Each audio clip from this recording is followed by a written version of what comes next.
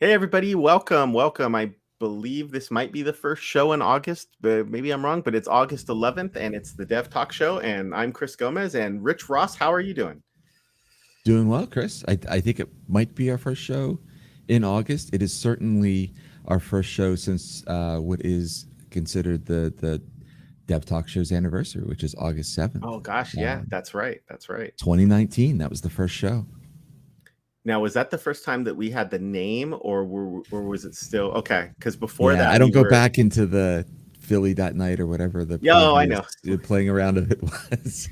Yeah. We were just figuring out what to do, frankly. And Yeah. And I think that was really the first where it was the three of us, me, you, and Andy, right. having gone back and watched the intro of that show. So, yeah, Yeah, and I know for a lot of times we had Tony on, and believe it or not, folks who maybe are new to the show, you may not know there is an interview with Carl Franklin out there. hmm I'll promote that show to the end of time. It was so much fun to talk to Carl. I will never yeah, forget. Just getting to interview Carl will always be a thrill. that I'm was a good wondering one for here. sure. I'm just double checking that we're online. I mean, I know that we are, but okay, cool. There we are. There are mugs showing me looking to the side and not at the camera. So, anyways, so yeah, in this morning format, we get about an hour to talk to you about some news or items before morning stand up. And Yeah, so here we are today, and the plan was to talk about Blazor and specifically Blazor in .NET 8. yeah, yeah. And I think there were a couple different directions we were going with this. And I originally it was like, well, we did that template for Azure Dev Developer CLI, and that maybe we should talk about the architecture and how that looks at SignalR, and that we may wind up doing that at some point. But as I started to dig into it and see, well, where does SignalR really fit into Blazor? I was having some questions in my mind about, it's not always there, right? There are certain use cases where it is, and that maybe we need to kind of take a look at where some of the different features are and where where that might come up as a possible use case. So, and that kind of led into this conversation we have here of, hey, let's talk about we've got a website Yep, that I yep. think is in Blazor. I'm not sure which version. So Um, that's a good point. We can look into that. yeah. Um, so let's bring up the website, and Okay. and again, um, the website here is not being brought up to say, oh, hold on, we want this one. There we go. There you go. And then there's a background I need to add. Where did it go? There it is. Look at that. Nice. And someday Couple that'll be a clicks. button I can push instead of multiple clicks and fumbling. Um, so yeah, so this is now there's a lot of what I and this is something Rich may not have been aware. There are some issues on this site that I intentionally left in place because we can Okay. either correct them today or we can correct them on another show. And I mean, I'm admitting to the world that we don't have a whole lot of visitors. So I'm not super concerned about, I mean, I should be concerned, and you should be as a visitor, but I'm not concerned about losing traffic because of some of these issues. And so probably the number one is that up right here in the corner, we can see that it is not secure. This is Yeah. Chrome saying that it's not secure. Um, I've tried to bring the site up in Edge, and it went one further. Not only, I mean, Chrome did this as well, by the way, and you click Okay. through it and say like, it's cool, I'm okay with it. I mean, that's not really what you click. And frankly, this is a case of do as I say, not as I do. Really, if you're watching this and you're not a web developer, even if you are a web developer, I would be willing to say you probably understand the implications a little bit more. But if you're not, you don't click past this. You just don't, because Yeah. any proof that you are actually visiting the site that you think you are visiting, at least having a fighting chance of that happening, is gone. Um, are there still ways to attack? Yes, absolutely. There are ways, but the point here is you can see the problem is our certificate has expired. Oh, cool. It even shows it. That's really, this is an Edge, by the way. And I'm not saying that Chrome and Firefox don't do this either. I just didn't, with Chrome, I just zoomed on through. It shows you the cert, and it says that it expired on July 18th, and today is August 11th. Therefore, this site doesn't meet the 3 items that that browsers use to determine whether or not your HTTPS connection is quote unquote secure, and or, as Edge is saying here, private. And those 3 items, let's see, I should be able to look at the cert by coming up here and viewing it. Yes. And the common name of the cert is www.TheDevTalkShow. And even though that's not the issue here, I actually have the site configured so that the certificates work for TheDevTalkShow.com, www.TheDevTalkShow.com, and also we have 2 others, DevTalkShow.com and www.devtalkshow.com. And that's for the cases where people don't remember the. So the website is configured to correctly return a certificate for all 4 of those domain names, which and in this case, I came to the Dev Talk Show. So the appropriate certificate is being shown. That's not the issue. We used the free service Let's Encrypt to create the certificate, and those certificates last 90 days. This certificate was issued on April 19th. Therefore, it expired on July 18th. And so all of these things come together. First of all, the name in the browser, for lack of a better term, has to match, or boom, you're gone. We've passed that one. The organization that issued the certificate has to be trusted by your machine, and Let's Encrypt is trusted by most machines now, and for a long time now. There could be a whole series of shows on how certificate issuers get into that list, but Let's Encrypt is in that list. Where we're failing is the validity period, which is part 3. So what's happening here is the browser is just saying like, nope, you can't go through. And Edge went one further to say, even when I say advanced, I wanted to find the button that said, I know what I'm doing. And they said, no, you can't visit the Dev Talk Show right now because the website uses HSTS. And I had that same look on my face.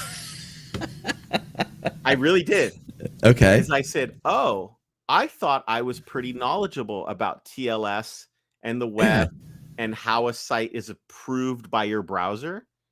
And I will admit that HTTPS is one of those things that I kind of was like, I feel like I kind of heard about this, but it doesn't seem to be affecting me. Now I'm actually intrigued to go find out, is this something that came to us in .NET? Is this something that came to us through the hosting in Azure? Because this is hosted as an Azure web app. Yeah. Did we just get this feature for free? And the feature correctly, in my opinion, is preventing users from using the site and requiring this to, I think that's what's happening. So that's another, I'm not looking into it right now, but very timely error for me personally, because HSTS just came up on other projects. Oh, wow. I'm talking yesterday. So nice. Really cool, because now it's really interesting how now like synchronicity is such an interesting thing. And like, I don't know if it's real or not, but the fact is now I'm like, oh, now I have another reason to go look into this. So sorry that this show is not about this today. Instead, we were able to get to the site. And this is, please don't misunderstand, I am not knocking or praising either browser for this. It's just the fact that I was able to click through it in Chrome. Maybe I have some advanced feature turned on in the Chrome settings that says like, I'm a developer, it's cool. I don't remember. I don't want to assume too much about why I was able to just skip on by. It wasn't as easy as I make it sound, though. I had to, in fact, if I do this again and I say www.TheDevTalkShow, which technically, as far as the browser is concerned, I believe is going to be considered a different site. Yeah, see, it's still complaining. Yeah. In fact, my browser plugin, HTTPS Everywhere, kicked in. And so I'm telling it proceed anyway. And now the browser is kicking in and saying, everybody's getting a shot. And so I'm saying the server could not prove that it's the devtalkshow.com, and it explains exactly why. Certificate expired 24 days ago. So I'm going to proceed and get by. I think those warnings are great. And if you're watching the show and you're not a developer, if you are a developer, heed the warnings. Yes. So what is this show written in? I think you've asked a great question. And I think off camera, I'm going to go find it. So, so while you're looking at that, it's kind of funny some yeah. of the stuff that's in here because, it's obviously, I couldn't even tell you what the repo for this is. I'd have to go digging as well. And I think there are some things in here that show to the age of the site, because we still talk about being live on Mixer. Yep. And, the fact that we're still on Wednesday. But then our YouTube says that too, I think. So Yep. we're terrible at being social on our social media sites. There's work to do, no doubt about it. So what's funny here is now I'm trying to remember where it is. I wonder if I could figure it out from the Azure portal. Okay. I mean, yeah, we might have hooked up. So if I remember right, I believe we hooked up automatic deployment as you do check-ins against the main, or as pull requests as changes happen to the main. So you might be able to find that. And I think it's in your subscription, right? Yeah, it is. It is in my subscription for sure. Your search did not match any repositories. Well, that's always frightening. I know it's out there. Okay, so is Azure Mask on? Azure Mask is not on, although I still have to be a little careful here because I'm not entirely certain. Oh, where did Azure Mask go? So the Dev Talk Show production, I'm looking in the portal. I'm looking at deployments, and isn't oh man.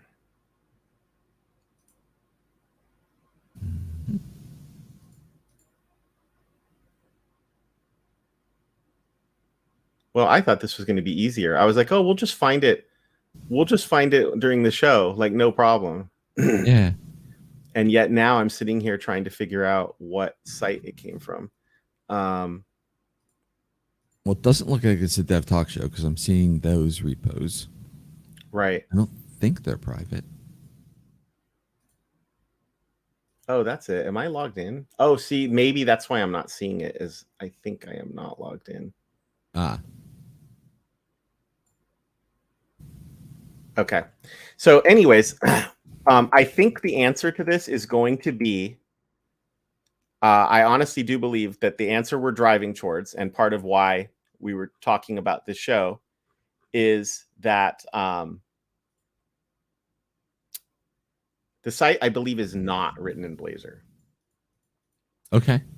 So if I remember correctly, Andy actually, let me bring the site back up. Andy actually got this going, and he did in typical Dev Talk Show fashion. And I'm not digging on Andy here. I think he did it in a weekend, and I think he did it with ASP.NET MVC. Okay. I believe that is true. Then, yes, I'm almost positive that this is it now. That sounds right. Oh, wow. Look at this. Oh, maybe. Yeah. Okay. So I thought this was it, but now I'm beginning to wonder. And then what I thought I did is I thought that I ported it to Razor Pages. Oh, I was pretty sure about that. But yet now here I am looking at TDTS Public Web from 4 years ago, which maybe is correct. And it is definitely still Model View Controller. So one last ditch effort is to go to the organization, which we have an organization. Yeah. And see, it's not here. Oh, wait, hold on. No, there's no way this is it. There's no way this is it. I think we were messing around with the Dev Talk Show. This is when we were messing around with GitHub Pages, right? Yes. Exactly. Yes. Yeah. So that was a different project. We're doing the static websites. Yeah. So, I could be wrong, and maybe that really is it. Isn't that funny that I don't even know where our site is? Like, that's fantastic. Well, It's an opportunity to. Yes, it absolutely is. Oh, hold on. TDTS public web. Where'd you find that? It's in my and there's still a controller here. So maybe Yeah. I just brought it over. All right. So in any case, so that's step one is Find the repo. we don't even remember where it is. And I wanted to say that this was an Azure web app, and that the Azure web app itself was kind of like, it wasn't deployed. I'm trying to think of. I didn't know that it was a GitHub action deploying it, but I wouldn't think so. I really thought we wired it up to the app service. Yeah. So my dog is pounding on the door. Hold on just a second. Go for it. Yeah.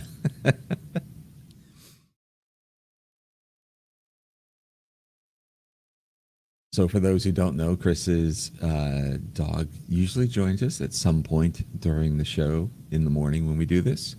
And because, just Chris tries to keep the noise down, the door is closed. And, any dog that sees that closed door and hears noise on the other side certainly wants to know about getting in. He's like, why can't I play either? Exactly. Okay, so really not the focus of the show, I think, because we have been talking about going to Blazor. Right. And what's interesting is going to Blazor possibly with .NET 8, right? Yeah. We're a couple months away from what is, at least on the timeline, thought to be when .NET 8 is going to hit. Actually, I think it's been announced. I think .NET Conf has been announced. Yes, here we go. It did. Yeah. .NET Conf has been announced, right? And so, do they absolutely positively say? For the last several years, .NET has been released at .NET Conf. I don't see that written here on the front page because, yeah, maybe it's a little bit of insurance for whoever, but traditionally it's been released here, and it's been released here for several years now. So .NET Conf November 14th through 16th. And what inspired this is I think you and I separately both watched this talk. I think that's what I'm getting. Exactly. Yeah. Yeah, this talk came up in my timeline. It's from the .NET channel, which is an official channel that has daily talk shows. I'm pretty sure that they're daily at this point on all kinds of subjects. In fact, if we look at some of the recent ones, let's see, recently they have, just in the last couple days, they had a community stand-up on F# where Kathleen Dollard, who I know is definitely involved in selecting in leading what happens in languages and the runtime and because I see her talk about all the different languages and so forth all the time. She moderated that, and then this is just what's been going on in the last several days. So there's a lot here. Nice. Yeah. Tons of content, and it makes for great watching while you're, or at least for me, while I'm on the treadmill. So that's how I wind up catching up with all this. Yeah. So in any case, I saw this talk, and .NET 8 and Blazor, I think for web developers who are interested, especially if you're interested in Blazor, this release has been particularly interesting.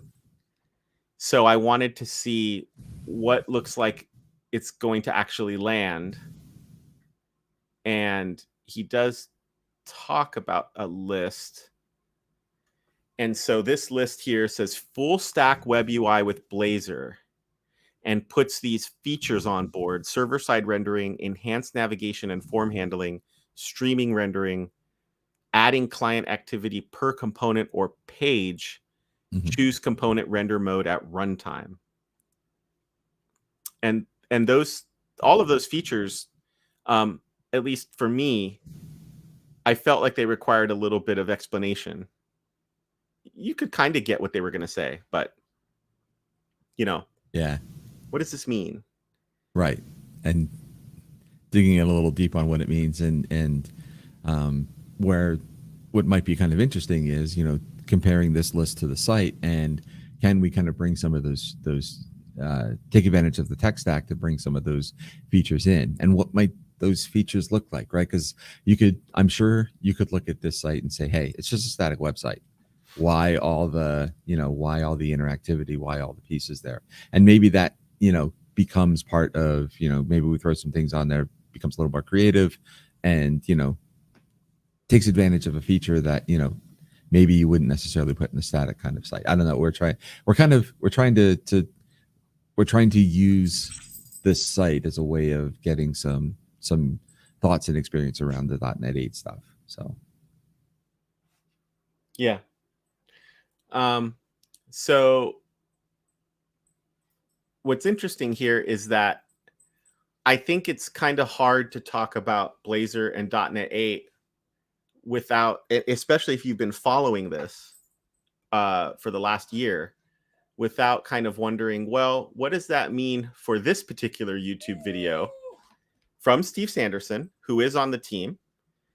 I think Steve Sanderson is often known as one of the creators of Blazor. He certainly took it to the conference circuit and said, wouldn't it be interesting if we had a web framework that worked this way? And got a lot of people interested, and boom, we have a product called Blazor. And so this video from 6 months ago, 13 minutes long, Blazor United prototype. And he just kind of goes through some of his thoughts for what could come in the product. And I think fair to say got a lot of people super excited. Yeah. And it's kind of funny. I didn't realize that from this video, but it's the same. Well, it is the same topic of a web app, right? It's the cooking component. Right. I didn't realize that was part of his video as well. Okay, cool. Yeah. And so some of the things he shows here as you walk through it, if we maybe kind of map them back to things that Dan said, is he does show server-side rendering. And what he shows is that, so what does server-side rendering mean? Is that, before anybody came around and invented Angular or React or Vue, there could be client script in sites. jQuery certainly made that much easier. Or you could just include client script. But generally speaking, you would make a GET request. Your browser would make a GET request, and HTML, CSS, and JavaScript would come back. And whatever was generating that, you didn't care about. It could just be a simple file serve, which is something you can still do today. But I think it's fair to say most Microsoft developers were either using, if you go back far enough, were using web forms, ASP.NET web forms. Yeah. Or they were using ASP.NET MVC, or even in .NET Core's ASP.NET Core's world, they're using ASP.NET MVC or Razor pages. And in both of those cases, the server is rendering the finished product and sending it to you. Right. It's coming up with what HTML you should be getting, what CSS should you be getting, what JavaScript should you be getting, and it's pumping those back in an answer to your requests for those files. Basically, it's become very, I don't want to, it's certainly not a fad, it's here to stay, but it became very fashionable in web development to use client-side frameworks where there's no doubt resources still come from the server, but those resources aren't, they're just kind of being held on the server, and it's your client-side code that pulls them in and then figures out, well, hold on, it's not enough for me to just show you the layout of the page. I have to actually now go call an API so I can find out what are the news items and then bring those in and render them just right here. It's all happening right in your browser. And that's client-side rendering. So he shows that, and he shows it by, and Dan also does in this video, by basically going to the network tab and saying, look, all that came down were static assets. Well, they were assets that were rendered somewhere else. Nobody wrote any JavaScript. There's no JavaScript here figuring it out. I don't remember if this prototype also showed some of these other features. Like, I don't remember how far it goes in that. Like, does it also show the streaming rendering? Does it also show adding the interactivity per component? But I do remember that part of it was saying we have two, like Blazor has two well-known hosting models, Blazor Server and Blazor WebAssembly. And part of this demo was showing you, what if this might be appealing to you and it might not be appealing to everybody. What if you didn't have to choose anymore? And when a site is hit for the first time and your browser has no information about it whatsoever, nothing cached, we'll use Blazor Server for that rendering because it's quicker to just get you the resources to get all these pictures and everything up and going. And then what we'll do is we'll also send down the Blazor WebAssembly version, but we won't use it on this rendering. So now you have that cached. Right. And then you come back later and you get the lightning fast experience of like, I didn't even have to call the server. I'll just render it. So that was all in this prototype. And I honestly think that maybe is where the name came from. The fact that it was putting together both models.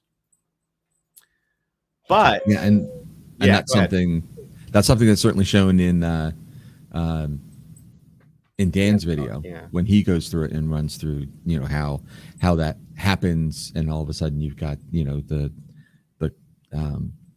code that's running, you know, the code that's available on your locally for you to make those calls, and the way that can seamlessly happen if that's what you want your application to do. You don't have to jump into that, but it certainly is an option that you can set so that it would download that in the background and make that run. Right. And so I thought it was important to come to this blog post, which was February 21st. It's Daniel Roth. And the main reason is because neither of us work on the ASP.NET team. Yeah. Right. So that's a good point. So while I work for Microsoft, I am not part of any of the product teams. I'm just part of the technology center here. So I learned some of this stuff as everybody else does. So it's good to kind of talk through it. Yeah. And so because neither of us work on the team, it was important to go look for, well, what are their words? The Blazor United term really caught wildfire. I remember that people saw Dan's demo, and then he was very quickly thereafter. So this was 6 months ago. And let's see, the community stand-up here says 5 months ago.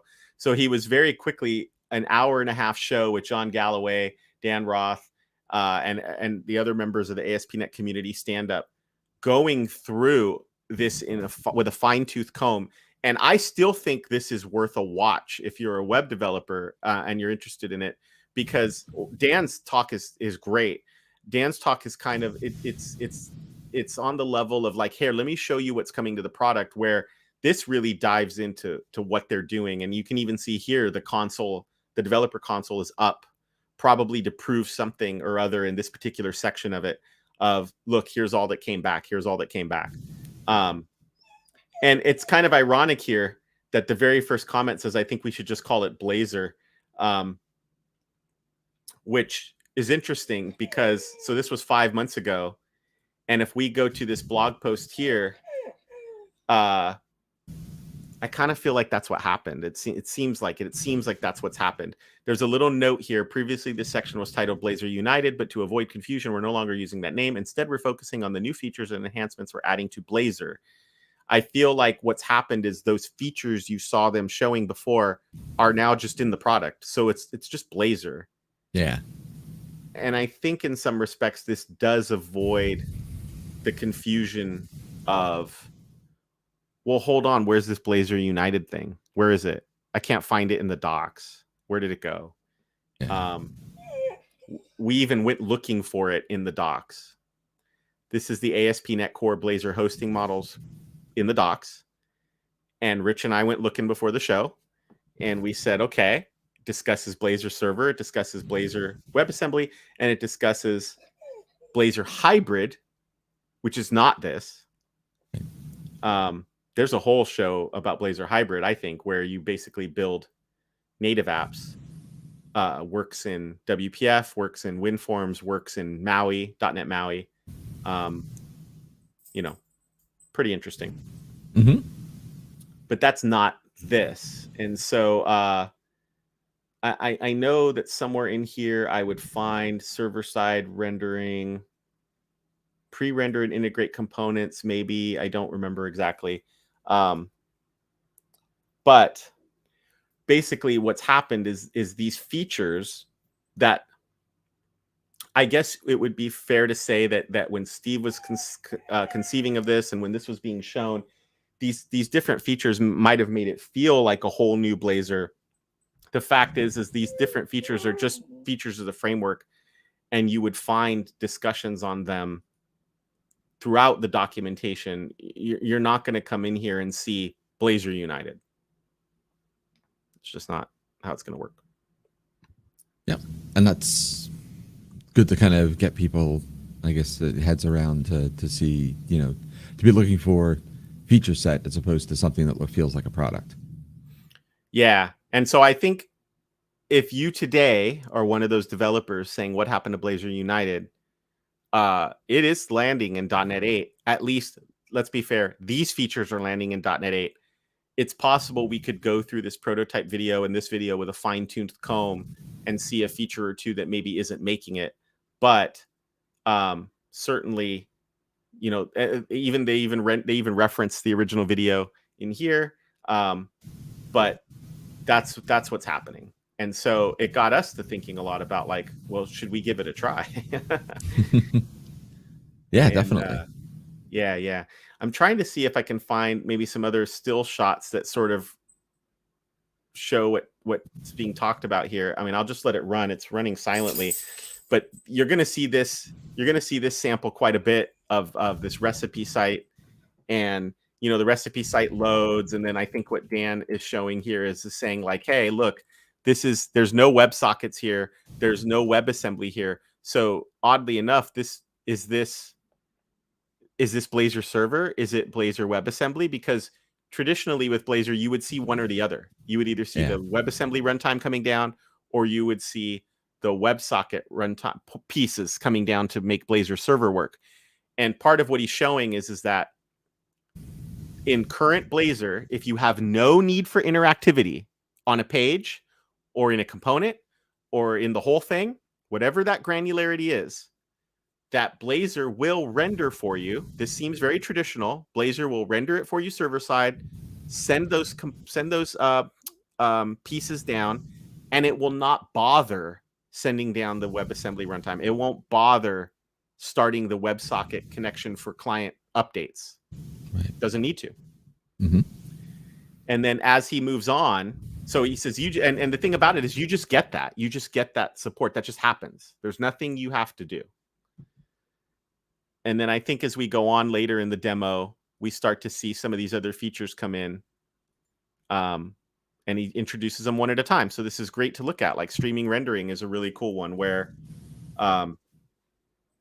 he shows how, look, this website that you saw me build, we had to wait for it to be server-side rendered. And yes, he goes in and throws in a delay in the rendering to prove the point. Mm-hmm. What if you want the website to come down in pieces the way we often see websites come down, so that you get that experience of, like, the user sees it's coming, they haven't given up and clicked away. How do you get the loading experience? And so that demo comes in too. I think that's what he's doing right now. Yeah. Oh yeah, puts in the fake delay. I'm not sure if I'll catch it. Oh, and this was how he enabled it, by the way. Which is like, well, that's cool. Yeah, just throw an attribute in there. That's pretty nice.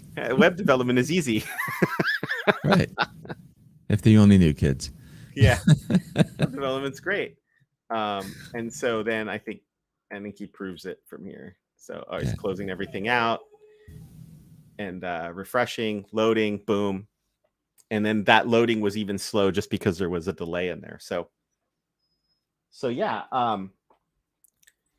How would we? Yeah, go ahead. The only thing I would say.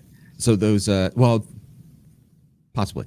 So in looking through that, Dan's talk is great because he has a whole bunch of, as he goes through it, and he, so this is what we're going to talk about, and then he shows those things at the very end. There's two slides that I thought were kind of important that kind of encapsulate um, the components of Blazor in .NET 8, right? There's all of the things that you can do from the front end side, and a lot of it is what we saw in that slide that you put up there around the full stack web UI development, but things around enhancements and things that are happening in WebAssembly, and then the other one there on the back end piece. So there's a whole bunch of things that certainly can be taken advantage of in building an application across the entire stack of your application. So it's a good thing. There's a lot to dig into here. Identity is one of those things I'd love to dig into. As we build this out, because there's some cool things that we can do there. Yeah, they've taken another stab at identity, which has always been hard, and has often been solved by a combination of built-in libraries, third-party libraries that are excellent libraries. And they've taken another stab at it, and it will be interesting to take a look at what's happened there. I was trying to find where this is all wrapped up. The front end piece is all wrapped up, because we could at least go over why we think those features might be useful. You had a slide that you were pointing me to. I don't know if you spotted it in here or if I've just gone by it already, but the front end one. Yeah. You were circling right around it. So it was after that authentication improvements one, before the back end one. So near the end, maybe 40 some minutes. Next, a little further, yeah.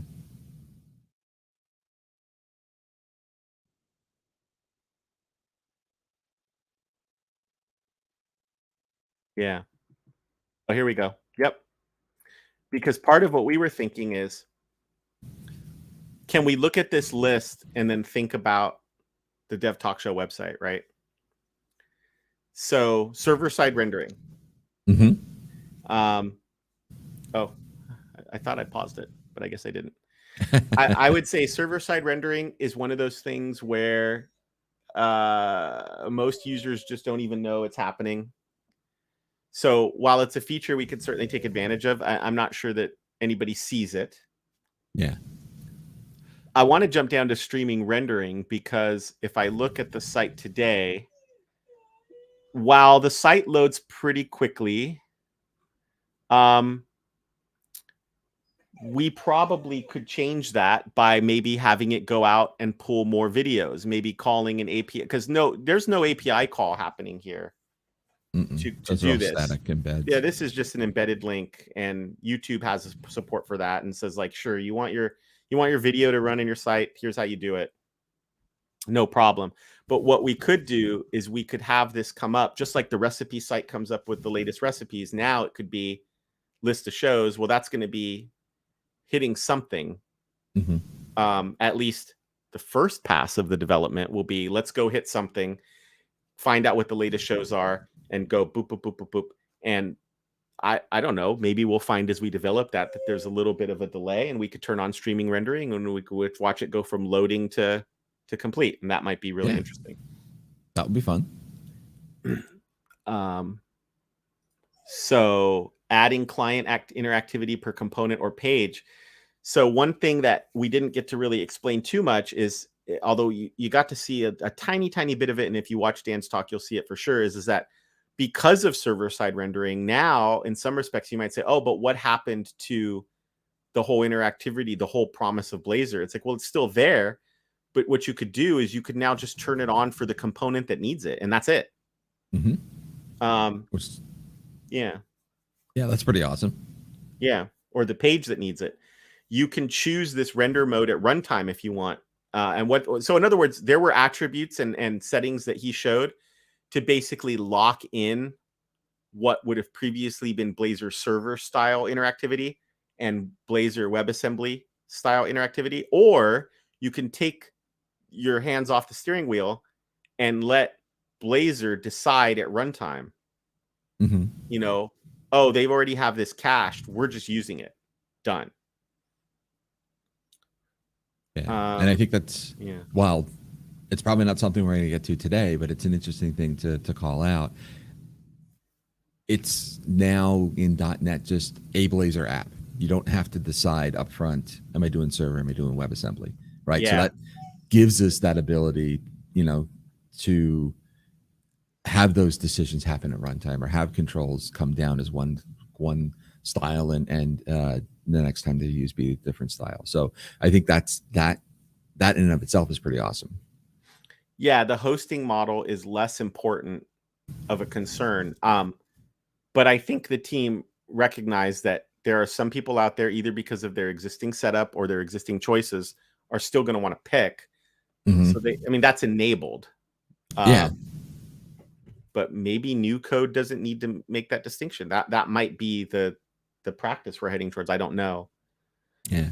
And this might be so while we this might be interesting. So one of the things that, and I don't know, it might be in the front end bit. I'm just looking real quick. I don't, or it's a back end piece. So here's the thing. It was the one thing that made me think of, hey, we've got to check this out in watching the video. And it was near the end, and I think it was actually part of a comment where they talk about Blazor being a way of migrating from the old to the new. So we could leave this MVC site up and running, but have a Blazor app that sits in front of it. And if functionality has moved to the Blazor app, that's where it gets rendered. But if there's functionality we haven't moved off of that yet, it can roll down to the underlying ASP.NET MVC in this case, or it even can go down to a web forms application, right? Even though we don't have one of those. So I think that to me was something I wanted. That was what said we got to figure out how to do this, because that was worth watching or worth seeing us implement or worth seeing implemented.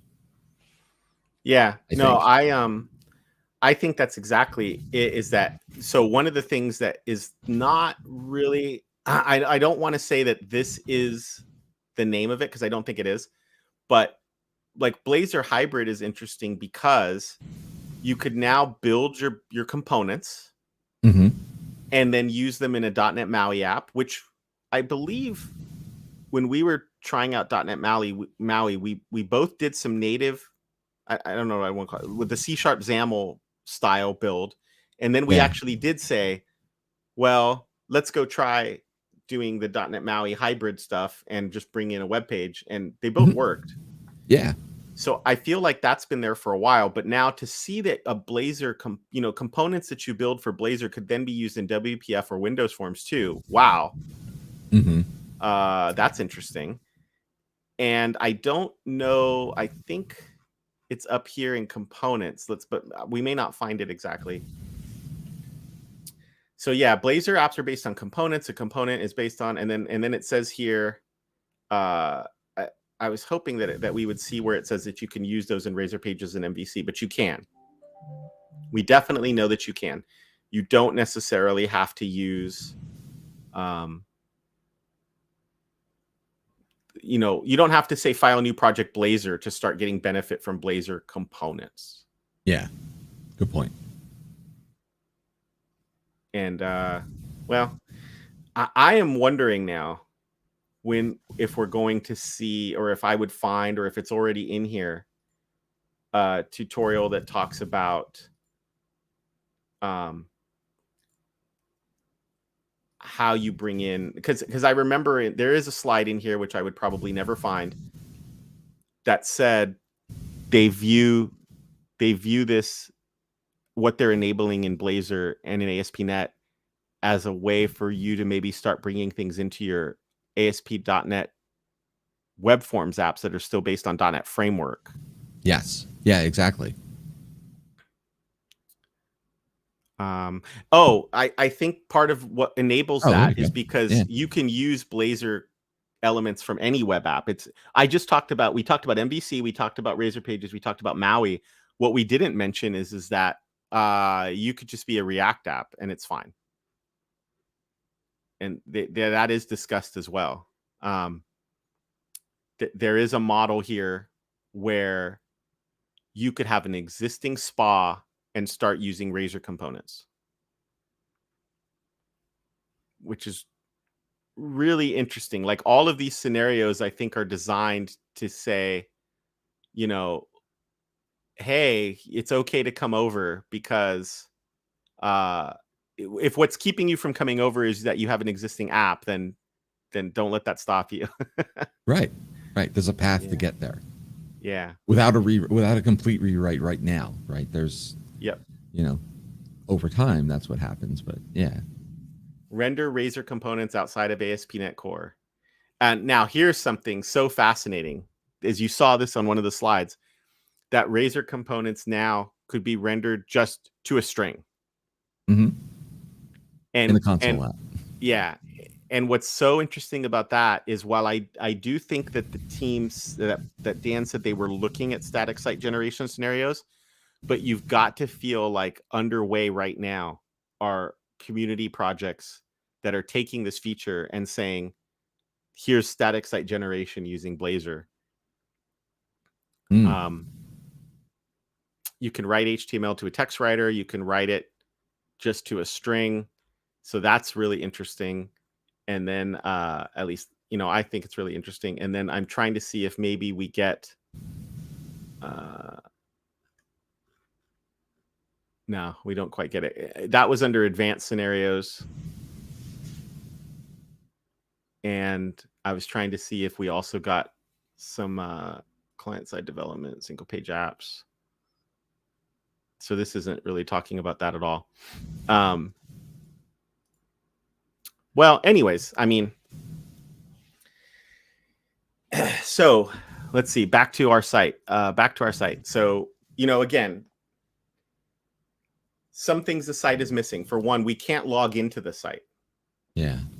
Which wasn't necessary. But I think if we add features that might allow us to use the site to update the site, now it becomes necessary to have like an administrative login of some kind. Yeah. And yeah, I mean, maybe there's some kind of commenting that happens there as well, right? Or, hey, I'd love to see a show about this, right? Some way of interaction. Right. So we don't have that today because this was pretty much just, a bunch of stuff that's being dropped in here. But I feel like we could, and that would be a great way to say, well, now we need to use the new identity features, or at least try them out, authentication and authorization features, because we're going to have pages that just not everybody can see, or they might be personalized to you, the viewer. So, your comments, you've logged in, now you can leave a comment, but then you can go back and edit your comments. That's now we're in an authentication situation. Nice.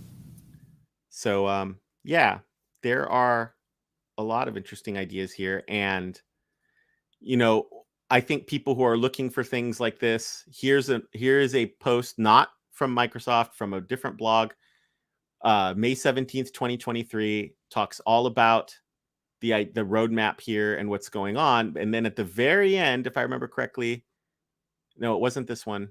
This is Visual Studio Magazine, which at the very end stops and says, hold on, what's the deal with the name? And they quote the collection of features adding to Blazor: server-side rendering, streaming rendering, enhanced navigation, client, and adding client activity per page and component, and determining the client render mode at runtime. I feel like that here's a statement here that they say when a developer asked Roth replied with this, that yes, we're really just adding features to the platform. And so you can still go look on the web for articles and commentary on what it's going to be. Here's one where I don't know if they came in. I honestly don't know if they came in and updated this because this was from April. I really don't know. Or maybe that naming had already kind of changed. Server-side Blazor component rendering. Yeah. That's funny because that's kind of what it's mentioned as in the slide. So yeah, and I think that's kind of become the name. That's become the name. In fact, let's see what happens if I just search for that, because trying to find it has not been so. I was hoping it would be easier. ASP.NET Core. So hold on, here we go. Do I need to switch to 8? Yeah. So now we're seeing some things. ASP.NET Core Razor component rendering.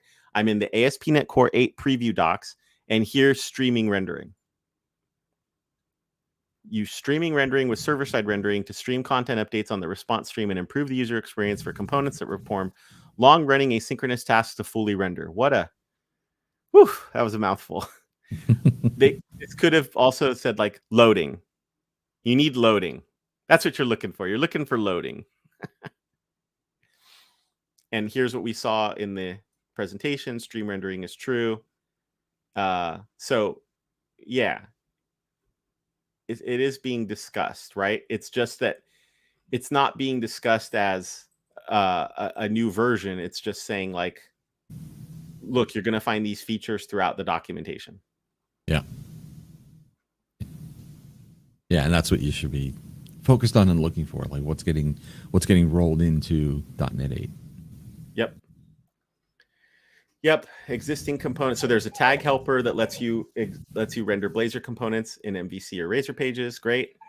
Oh, and then you got to love this Razor component result that will let you render a Blazor component in your HTTP API, whether it's minimal APIs or whether you're using a controller.